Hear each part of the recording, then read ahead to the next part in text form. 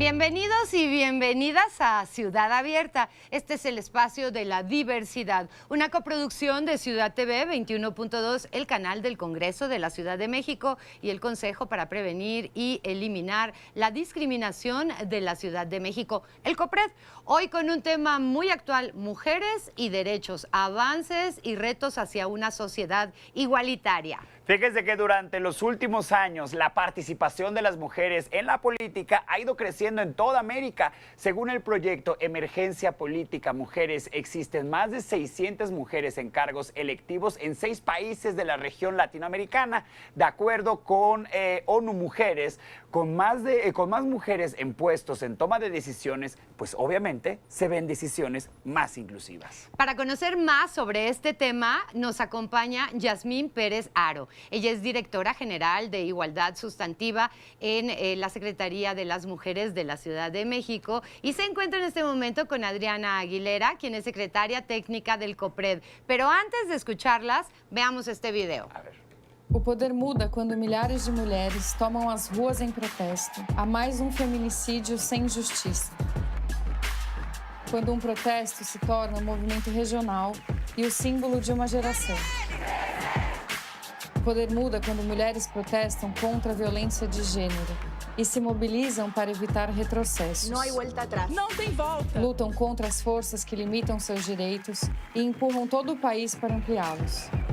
O poder muda quando mulheres despertam para o seu papel político. Que é a democracia? Mas às vezes a luta pode machucar e é preciso se levantar pelo direito de existir, para multiplicar e institucionalizar as mudanças. Somos o novo poder, não dá mais para fazer política sem nós.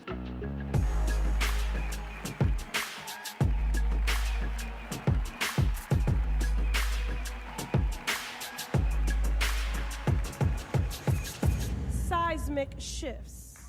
O poder muda quando existe a coragem de ser diferente, que desafia o status quo com o poder do coletivo. Não serei interrompida. E dá suporte ao futuro que surge das margens da sociedade. Um novo imaginário político está emergindo. Mandatos coletivos. Onde muitas são uma. Onde a luta de uma significa mais direitos para todos. Porque conecta agendas diferentes. Quando mulheres ocupam espaços de poder, constroem a democracia do século XXI. Hola, muy buenas tardes a todos y a todas. Yasmín, ¿cómo estás? Muchas gracias por acompañarnos el día de hoy. Muchas gracias por la invitación, Adriana. No, al contrario, creo que el día de hoy vamos a abordar un tema muy importante y pues bueno, qué mejor que tener a la Directora General de Igualdad Sustantiva de la Secretaría de las Mujeres. Me gustaría empezar para que pudieras sensibilizar un poco al público y decirles, bueno, ¿qué entendemos por igualdad sustantiva primero que nada, para después ir un poco a analizar y revisar cuáles han sido los desafíos y un poco la situación actual de la Ciudad de México frente al tema de derechos de las mujeres? Buenísimo.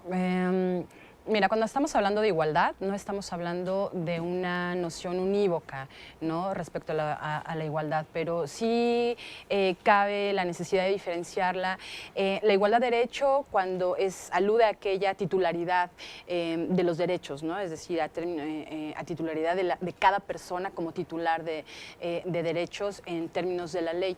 Pero por otro lado está la noción de igualdad sustantiva, que alude más bien a el ejercicio efectivo de los derechos, que el reconocimiento de que las personas no solo somos diferentes, sino que ocupamos una distinta condición y posición desigual, asimétrica y muchas veces injusta en el mundo. De ahí la necesidad de decir que no es suficiente ser titular de derechos, sino poder ejercer plenamente y de forma sustantiva estos derechos. Claro, o sea, no es suficiente que se nos reconozcan nuestros derechos porque, o sea, un poco la diferencia con la igualdad formal es que se nos reconozca y estén establecidas en las distintas leyes, pero ya una cosa también que se materialice y que realmente en la práctica se pueda un poco garantizar y promover esos derechos, ¿no?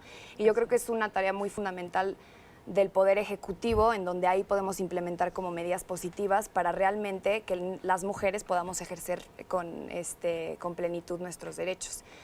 No sé cómo ves la situación de la Ciudad de México frente a este tema.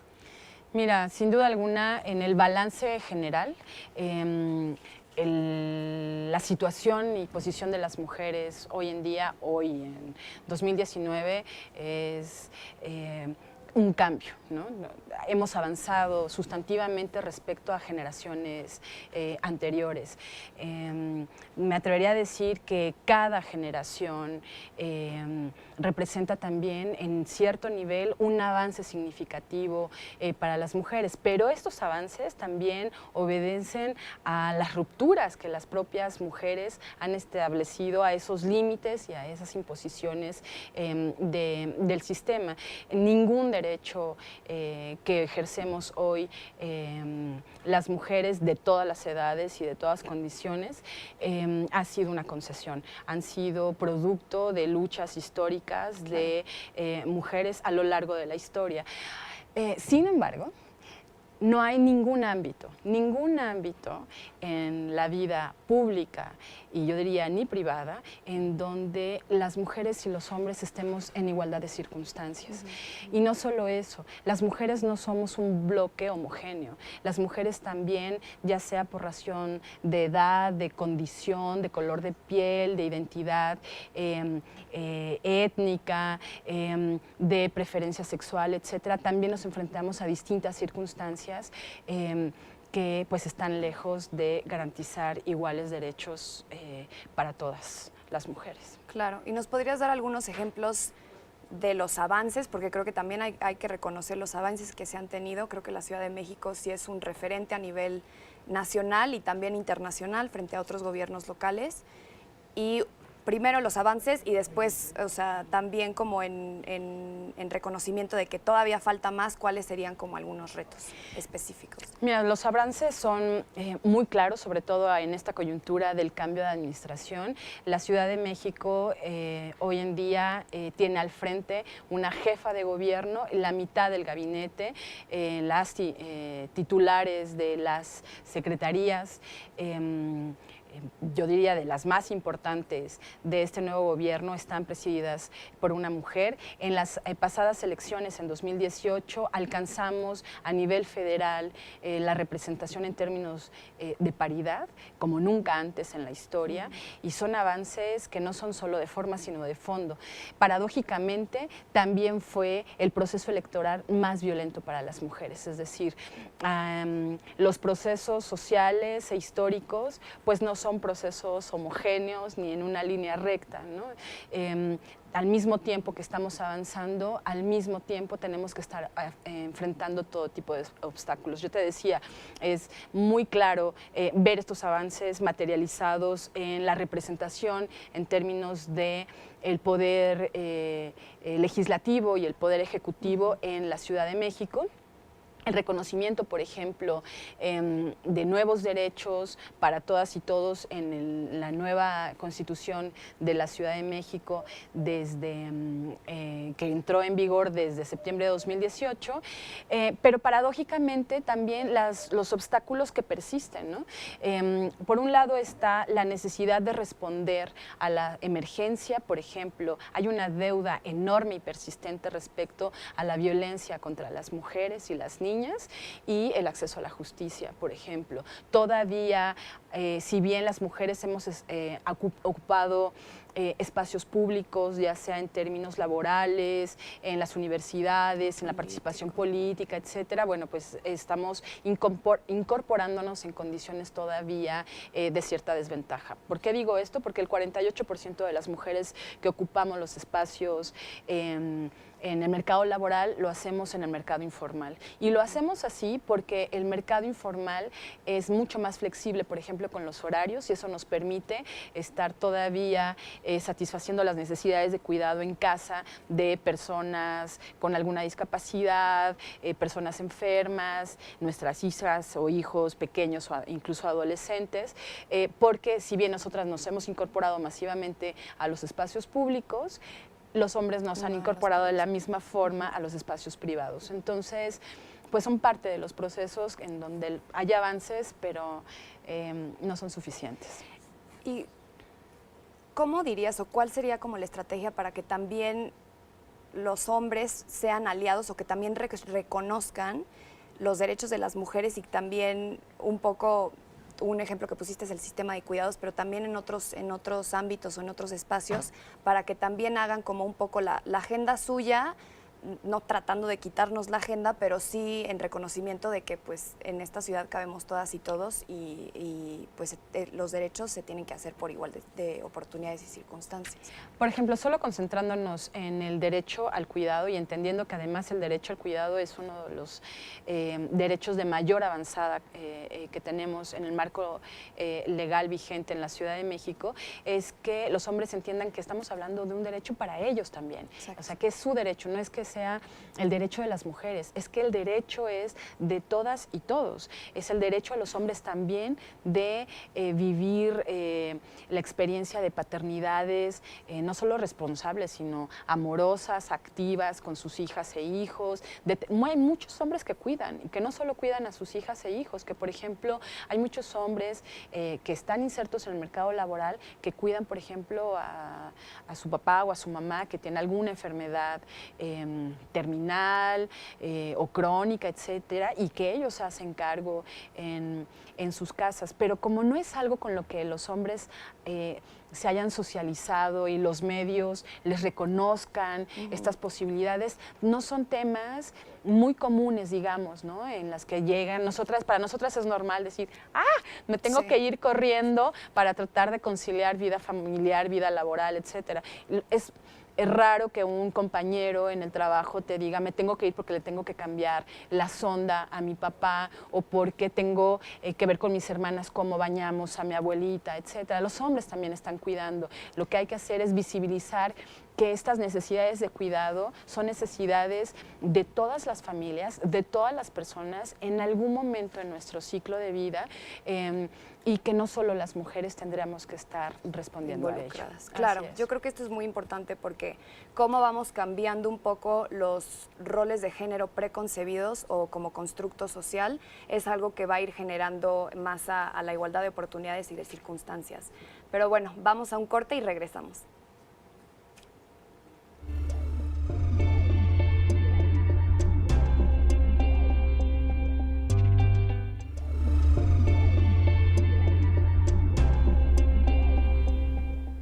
Estamos de regreso en Ciudad Abierta, un espacio en el que todas y todos tienen un lugar en especial.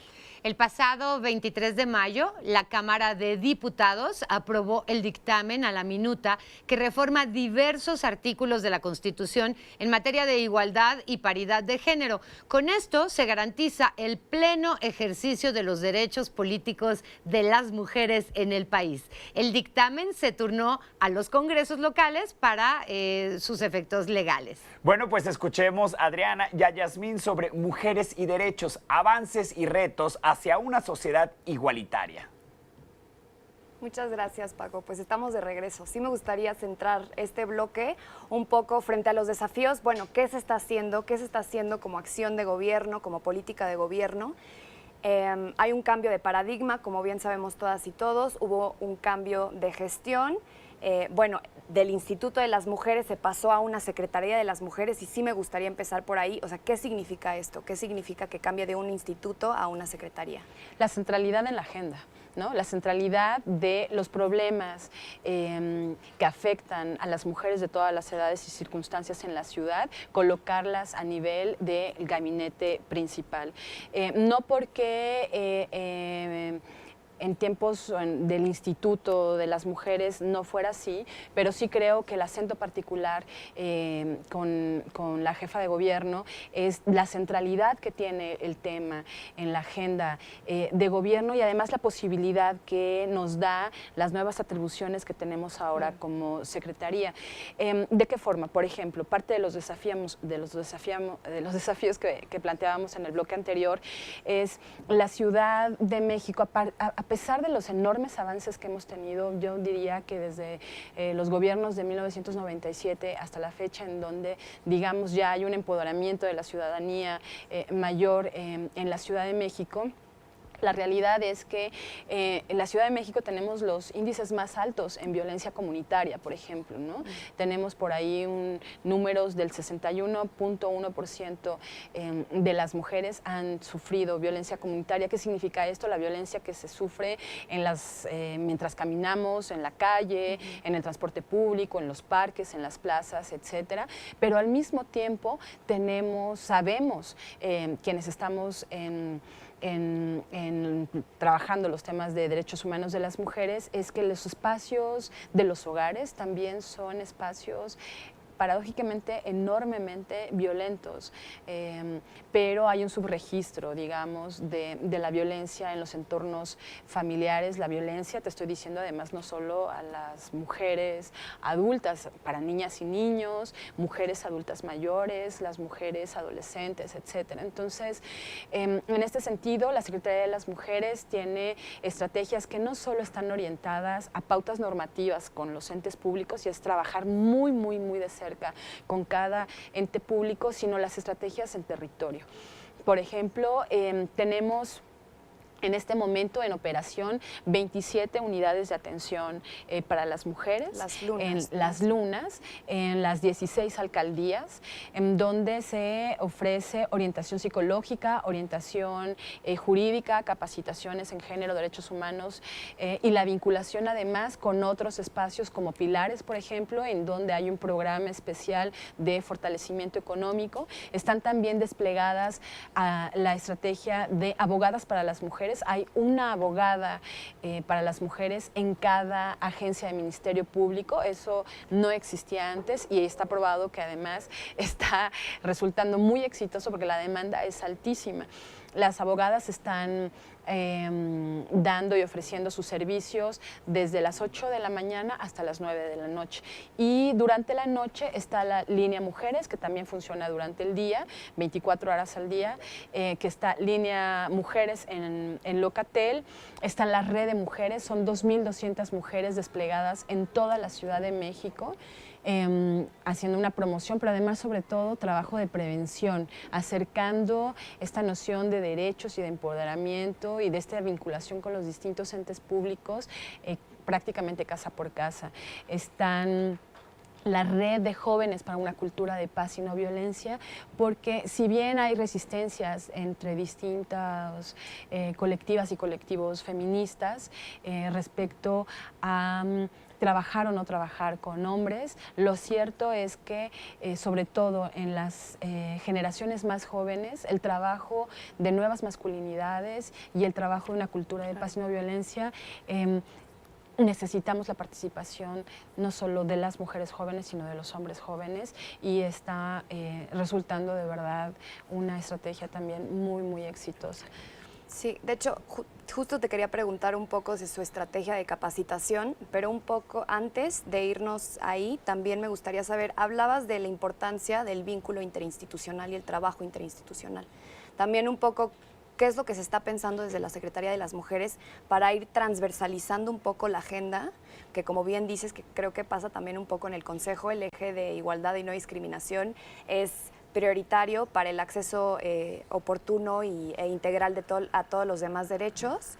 Entonces creo que también pasa con la Secretaría de las Mujeres, con todas las distintas intersecciones por las cuales nos podemos vernos cruzadas. Entonces me gustaría conocer un poco más cuál es el plan de trabajo interinstitucional y también si tienen como algo con las organizaciones de la sociedad civil. Sí, bueno, centrándonos en el mecanismo de transversalidad de la perspectiva de género, en esta nueva administración hay un compromiso de la jefa de gobierno de elevar la estrategia de transversalidad de la perspectiva de género en los entes públicos a nivel de gabinete. Ella preside el Consejo para el seguimiento de las políticas de igualdad sustantiva en el gobierno de la Ciudad de México, y quienes forman parte de este consejo son las y los titulares del gabinete de gobierno, de tal suerte que no solo es un área operativa ahí en los laberintos de las estructuras de los entes políticos, perdón, de los entes públicos,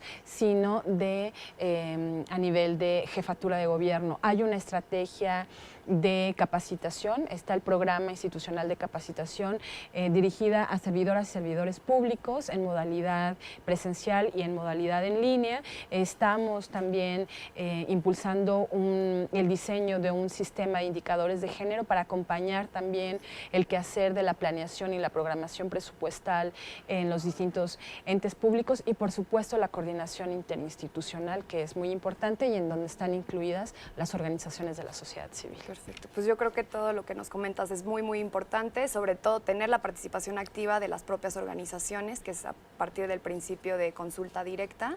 Y pues bueno, creo que ya no se nos acabó el tiempo, pero van a haber más espacios en el que nos encantaría que nos volvieras a acompañar para seguir conversando. Muchísimas gracias, Adriana, por el espacio. No, no hay de qué. Muchísimas gracias a todas las personas que nos acompañaron el día de hoy. Hasta luego. Muchísimas gracias a ustedes. Bueno, pues así llegamos al final de Ciudad Abierta, una coproducción de Ciudad TV 21.2 y del canal del Congreso de la Ciudad de México con el Consejo para Prevenir y Eliminar la Discriminación de la Ciudad de México, el COPRED. Bueno, pues el próximo miércoles a las 5:30 nos vemos con más de Ciudad Abierta. Y nosotros los esperamos mañana y todos los días en punto de las 3 de la tarde y hasta las 6 de la tarde en nuestra repetición nocturna también a partir de las 11 de la noche en este ombligo de la luna.